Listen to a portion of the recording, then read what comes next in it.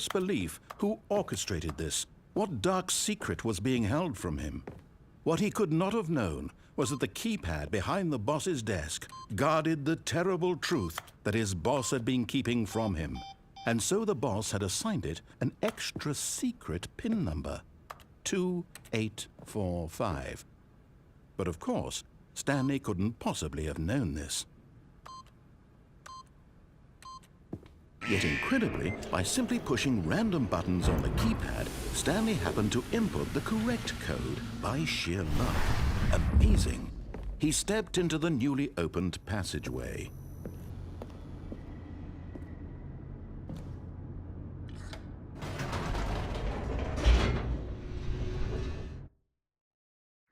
Descending deeper into the building, Stanley realized he felt a bit peculiar. It was a stirring of emotion in his chest, as though he felt more free to think for himself, to question the nature of his job. Why did he feel this now, when for years it had never occurred to him? This question would not go unanswered for long. Whoops, nope, never mind. Stanley actually got back into the elevator and went back up. Silly me.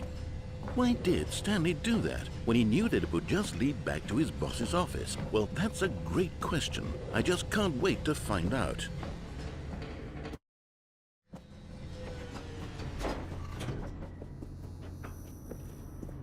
Here we are, Stanley. It's your boss's office. Exactly the way it was before you got onto the elevator. It's still just exactly what it is. What a decision you've made to come up here and look at the office again.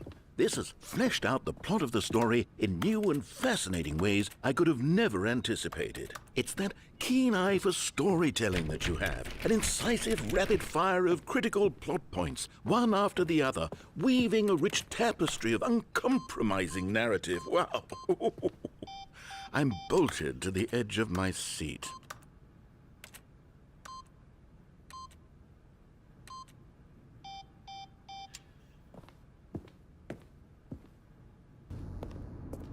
Incredible. Now he's getting back into the elevator and going down again. Ladies and gentlemen, how does he keep coming up with all of this?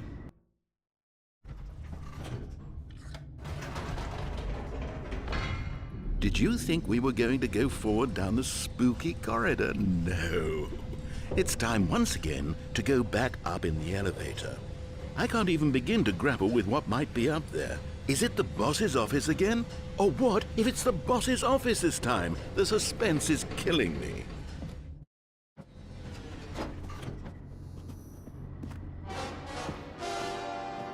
Oh my God, it's the boss's office. This absolutely changes everything for me. Give me a timeout here for a minute while I process this.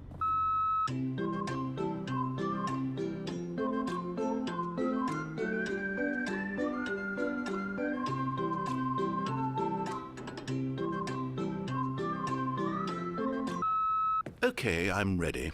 I'm prepared to embrace this stunning revelation and to move forward with... No, wait. No, I need more time to process.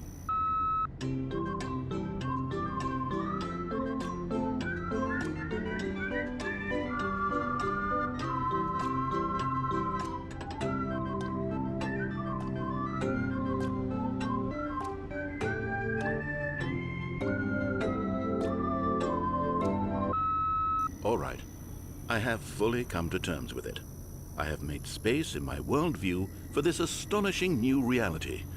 As before, I turn to your expert eye for gripping narrative, Master Stanley. Of course, going back down in the elevator. How did I not anticipate it? I mean, sure, now it's obvious, but you have to understand that 30 seconds ago, this kind of thing had never been attempted before. I had no frame of reference to even anticipate it. That's just how revelatory Stanley's decision-making is, a breath of fresh air in a landscape of storytelling that has grown stale and repetitive.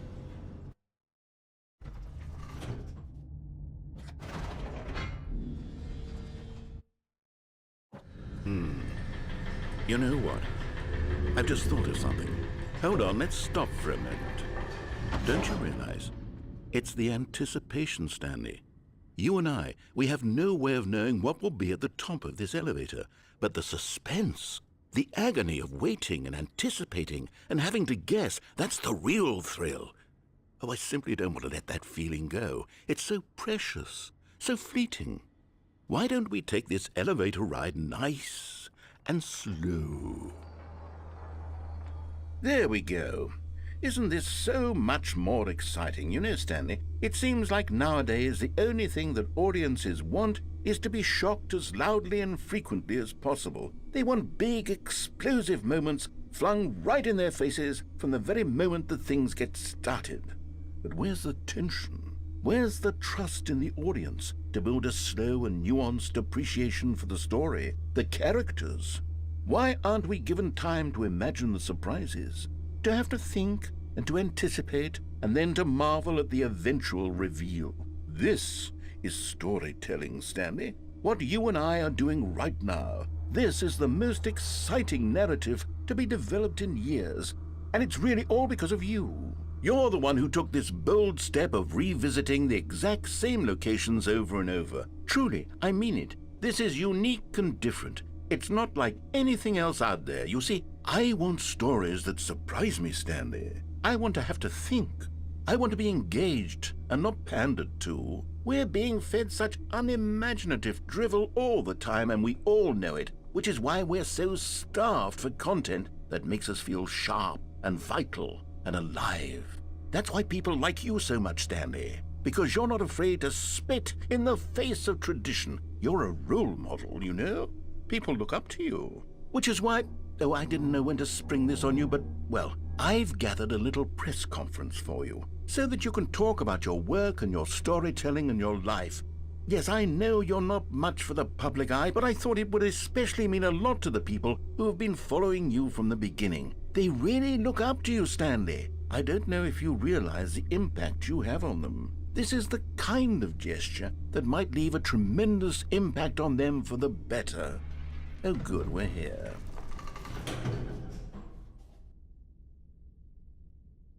Okay, the room where we're holding the press conference should be just around the corner here somewhere.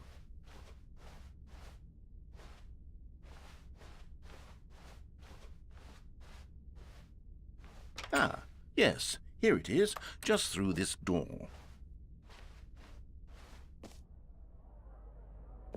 All right, are you ready? I've told them you're going to speak a little bit about the nature of surprise in storytelling and what it means to craft a truly unpredictable narrative. Oh, don't worry, you'll do great. Just be yourself and speak from the heart. I'm really proud of you, Stanley.